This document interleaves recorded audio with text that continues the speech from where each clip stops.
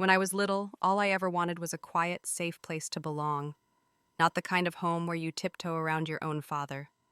Not the kind of family where everything comes with strings attached, or someone shows up only when there's something to take. Just peace. That's all. But peace doesn't come easy when you grow up surrounded by chaos that calls itself love. I'm 18 now. Technically an adult, but I've been holding things together far longer than I should have. I've never had the luxury of being a kid. Not really. I've been the one who made sure my little sister had something to smile about, who handled dinner when no one else did, who kept the house from falling apart every time my dad spiraled, or pretended not to notice someone else doing it. I live with my dad, my two sisters, and our grandpa. It's not a perfect setup, but it's what we've had, and for the most part, I've tried to keep things calm, for my youngest sister especially. She just got her driver's permit recently, and I was genuinely proud of her. I wanted to do something nice to celebrate. Nothing crazy, just a family dinner at Olive Garden, something she'd remember, something that didn't revolve around drama. So I told the people who mattered, my dad, my sisters, my grandpa. That was the guest list. Simple, manageable. I even told everyone to clear their schedules so no one felt left out. Maybe that was my mistake, assuming that clear intentions meant clear boundaries. Because in my family, boundaries are like stop signs. Everyone sees them, but only a few bother to slow down. My dad has this habit, one I've been trying to ignore for years. He tells people things that aren't his to share, plans that aren't his to make. And worst of all, he invites people into situations where they don't belong, people like my aunt. My aunt is complicated. She's the type who shows up late and empty-handed, but never leaves without taking something. She has 5 kids and a long history of freeloading. Growing up, I can't count how many times she managed to insert herself into plans that were never meant to include her. One time, my dad and I were supposed to go to the drive-in together, just the two of us. It was the one rare thing we could do without tension. And then he mentioned it to her. Suddenly, it was her and the kids too. That was years ago, but the pattern never stopped. My dad plays the just trying to be nice card. She plays the I thought we were family card. And I'm left cleaning up the pieces in silence. So when I planned this dinner, this one small gesture for my sister, I should have known better. I should have known that somewhere between the invitation and the dinner reservation, someone would twist it into something else. But even then, I didn't expect what happened next. Because this time, it wasn't just about an extra seat at the table. It wasn't just about another freeloaded meal. This time, it was about being used and then blamed for something I never agreed to in the first place. The plan was simple. I had made the reservation for 5, me, my dad, my 2 sisters, and my grandpa. That's it. I even called ahead to Olive Garden just to make sure we had enough space and wouldn't have to wait around too long. I was trying, really trying, to make this special for my little sister. She deserved that. After everything, she deserved at least one evening where she could feel seen. We got there a little early, around 4:30. I walked up to the host and gave my name. "Table for 5, please." And then my dad, without even looking at me, interrupted. "Actually, can we make it a table for 12? I turned my head so fast I almost gave myself whiplash. "What?" He looked at me like I was overreacting, like this wasn't a big deal. "I told your aunt she could join us," he said. "She's on her way." I stood there blinking. 12? 12? I didn't yell. I didn't throw a fit. I just stood there trying to process the fact that this man had once again handed my plans over to someone who had no right to be part of them, without asking, without telling me. Like my effort, my time, my intentions, none of it mattered. We were seated. I said nothing. My sister looked confused. My grandpa looked amused. My dad looked smug, like he had just done some grand act of generosity by including family. I swallowed my frustration and reminded myself, this is for her, my little sister, not me. About 30 minutes in, my aunt walked in with all 5 of her kids. No greeting, no thanks, no apology for being late. She just made her way to the table like she owned the place, wrangling her crew and waving down the waitress before she even sat down. And that's when things started to spiral. She didn't just order a meal, she ordered everything. Appetizers, entrees, sodas, specialty lemonades, desserts. Her kids were stacking plates before the first round even came out. She laughed, talked loudly, and joked about how she was gonna eat like royalty tonight. And I sat there quietly dying inside. I didn't say anything. I just kept glancing at my dad, hoping, praying he would say something, that he would step in, that he would clarify that this was not an open invitation, all expenses paid buffet. But he didn't. He smiled, he joked, he acted like this was normal. And when the check came, oh, that's when the mask came off. The waitress asked if we'd like the bill split. I nodded before anyone could speak because obviously, I was only covering for the 5 of us I originally invited.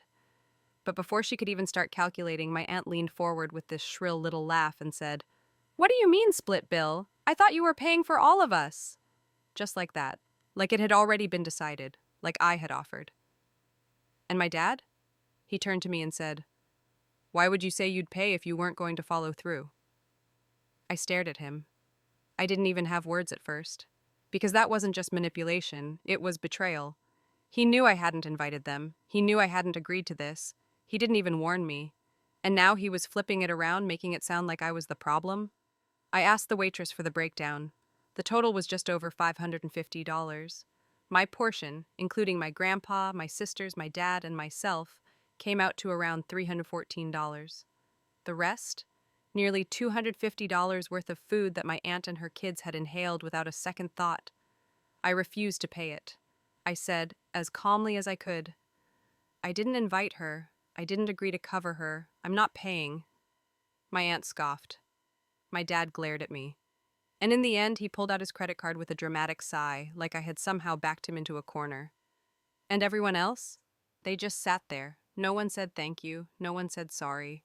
I didn't say anything. I just kept glancing at my dad, hoping, praying he would say something, that he would step in, that he would clarify that this was not an open invitation, all expenses paid buffet.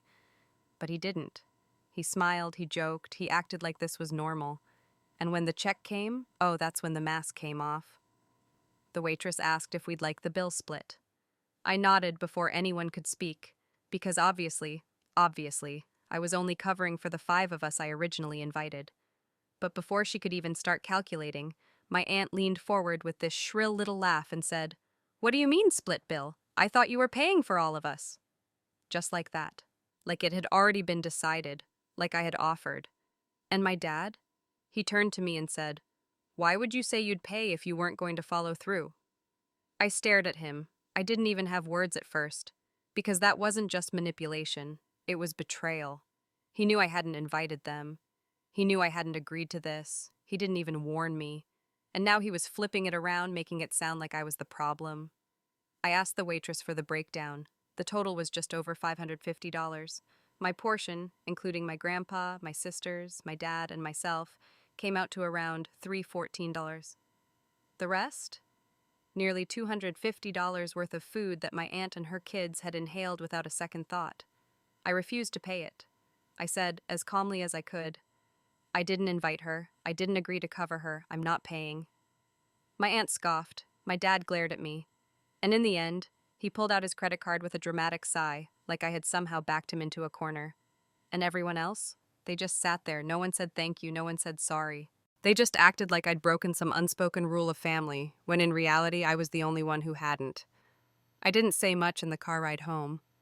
My little sister sat beside me in the back seat, fiddling with the receipt she'd asked to keep, like it was a souvenir from a celebration that didn't go the way anyone planned. She was quiet, probably sensing the tension, and my dad? He didn't even glance at me. I stared out the window, not really looking at anything. My hands were balled into fists in my lap, not because I was angry, at least not in the usual way. It was something else, something heavier.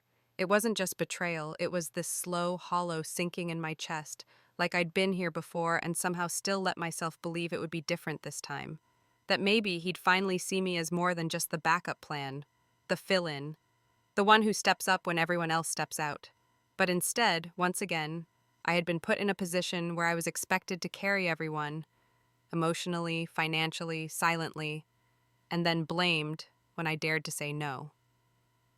That night, I sat on the floor of my bedroom, scrolling through my phone, rereading old messages I'd sent my dad. Times I'd tried to plan things just between us. Little outings, conversations about saving money, about budgeting, about building something more stable for our family. And in between those messages, I saw all the cancellations, all the changes, All the times plans were hijacked by him inviting someone else, mostly her, my aunt, without ever asking me first. I remembered being a kid and watching my mom cry at the kitchen table because they had used up her savings.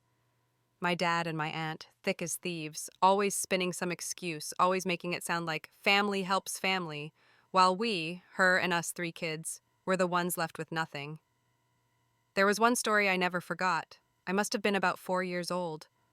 My mom told me that once when she begged them to stop draining her bank account. They laughed, and then left her with 3 kids under the age of 5 and no money for food that week. She slept in the car for 2 nights while my dad stayed with his sister like he was the victim. How do you forget something like that? You don't. You just get older and start making excuses for the people who hurt you because you're too scared to admit they never really loved you the way you needed them to. That night, I stopped making excuses. I laid on my back and stared at the ceiling, asking myself questions I'd never dared say out loud before. Why do I keep trying with someone who never protects me? Why do I let him keep inviting chaos into my life and calling it family? And then another question, the one that stuck with me. If he wasn't my dad, would I still let him treat me this way? The answer hit harder than I expected. Because the truth was, if anyone else had pulled what he did, twisting my plans, manipulating me in public, making me feel like a burden for setting boundaries, I'd cut them out of my life without hesitation. But because it was him, I let it slide, over and over. I kept hoping the next time would be different, but it never was. That night, I realized it never would be. And for the first time, I stopped crying about it. I stopped blaming myself. I just lay there, feeling the weight of it settle into my bones.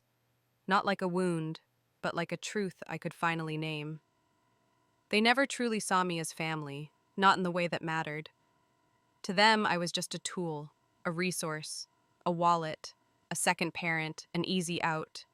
And I was done being all those things for people who would never return the favor. I didn't slam any doors the next morning. I didn't scream, I didn't rage, and I didn't write some dramatic post online to get sympathy. I just woke up early, made coffee, and sat by the window with my laptop, quiet and focused, like something in me had finally gone still. I wasn't angry anymore. I was done. There's a very specific kind of exhaustion that comes from giving and being treated like your kindness is a currency people are entitled to. And after 18 years of it, I felt hollowed out, but not weak, just finished. That day, I started looking for apartments. It was scary, I won't lie. I don't have a college fund. I don't have wealthy relatives offering to help.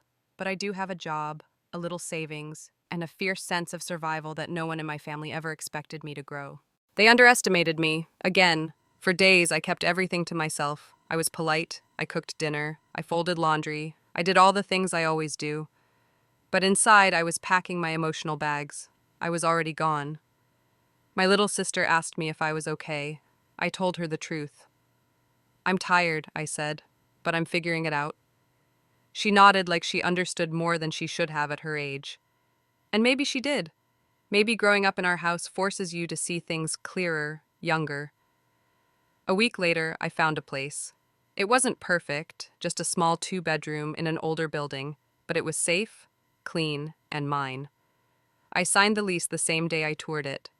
And then, I told my dad. He was sitting on the couch watching TV, completely checked out, like usual. I stood in front of the screen until he finally looked up with that annoyed sigh he always gives when he's interrupted. I'm moving out, I said. Next month. I signed a lease. He blinked like he didn't hear me, or didn't believe me, and then came the smirk, the one that always shows up right before he tries to talk me down. You don't know how hard it is out there, he said. Rent's expensive. You think you can manage that on your own? I didn't flinch. I've been managing everything on my own, I replied. This house, my sister's, your messes, I'll be just fine. He started to argue, something about how ungrateful I was, how I was abandoning family, how he had paid the Olive Garden bill like that somehow justified a lifetime of freeloading and manipulation. I let him finish, and then I said, You made it very clear I'm not family. I'm the fallback, and I'm done being the one who always pays, literally and emotionally. He didn't say anything after that. The next day, my aunt showed up with one of her kids, acting like nothing had happened. She laughed, made herself a plate from the fridge, and asked where I was planning to move. I just smiled and said, "Somewhere that doesn't include you." She didn't like that, but I didn't care. Because the difference now, I wasn't trapped anymore. I had a plan. I had paperwork. I had keys. And every time I walked past my dad or heard my aunt's voice, I reminded myself, this was temporary. These walls were no longer mine to carry. For the first time, the weight wasn't mine. I started budgeting tighter, picked up an extra shift on weekends. My friends offered to help me move. My boss even gave me some furniture she didn't need. The support came from people I never expected, but not from the ones I had once called family. And I was okay with that, because sometimes the best kind of revenge isn't yelling or fighting or proving them wrong. It's simply removing yourself from the equation they kept rigging against you and never going back. The day I moved out, nobody helped me carry boxes. Not my dad, not my aunt, not even my grandpa, who had always been kind but too passive to ever truly stand up for me. They all just watched, from the porch, from the living room, from behind their own silence, as I packed up my room piece by piece. My sister helped. Quietly, steadily. She folded clothes and handed me bubble wrap for dishes I'd bought with my own paycheck. At one point, she looked at me with glassy eyes and whispered, "I wish I could come too." I looked at her and said the only thing I could, "One day you will." And I meant it. By noon, everything I owned fit into the back of my friend's SUV. A couple of duffel bags, a mattress, and a second-hand nightstand. That was it. It wasn't much, but it was mine. No one said goodbye. No hugs. No well wishes. Just a door that closed behind me without a sound. And yet, I had never felt freer. The first night in my new place, I laid on the floor. No furniture yet, no decorations. Just 4 blank walls and the echo of peace. I stared at the ceiling and felt the quiet settle in like a warm blanket.